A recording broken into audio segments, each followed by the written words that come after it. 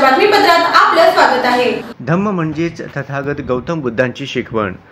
जगाला शांतीचा संदेश देणाऱ्या गौतम बुद्धांचे विचार अखिल मानव जातीला प्रेरणा देणारे असून केळुस्कर गुरुजींनी स्वलिखित बुद्ध चरित्र भेट दिल्यानंतर ते वाचून लहानपणापासूनच या धम्मविषयी आवड निर्माण झाली आणि 8 जुलै 1985 रोजी भारतरत्न डॉक्टर बाबासाहेब आंबेडकर यांनी पीपल्स एज्युकेशन सोसायटीची स्थापना केली।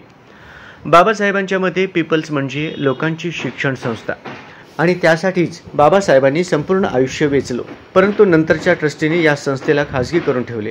हे आम्हाला सहन न झाल्यामुळे पुन्हा ही संस्था आम्हाला ताब्यात घ्यावी लागली। खऱ्या अर्थाने बाबासाहेबांचे विचार शेवटच्या श्वासापर्यंत जिवंत ठेवून हेच आपल्या सर्वांचं कर्तव्य असल्याचे प्रतिपादन सरसेनानी आनंदराज आंबेडकर यांनी केले। यावेळी ट्रस्टी ज्येष्ठ विद्यज्ञ संगराज रूपवते, प्राचार्य डॉक्टर संध्या डोके, डॉक्टर आरती वानखेडे, डॉक्टर सुनतकरी, डॉक्टर वराळे, प्राचार्य बी पवार आदी मान्यवर उपस्थित होते। यावेळी कमिटी मेंबर आशिष गाडे यांच्यासह प्राध्यापक, शिक्षक, शिक्षकेतर कर्मचारी व विद्यार्थी मोठ्या संख्येने उपस्थित होते।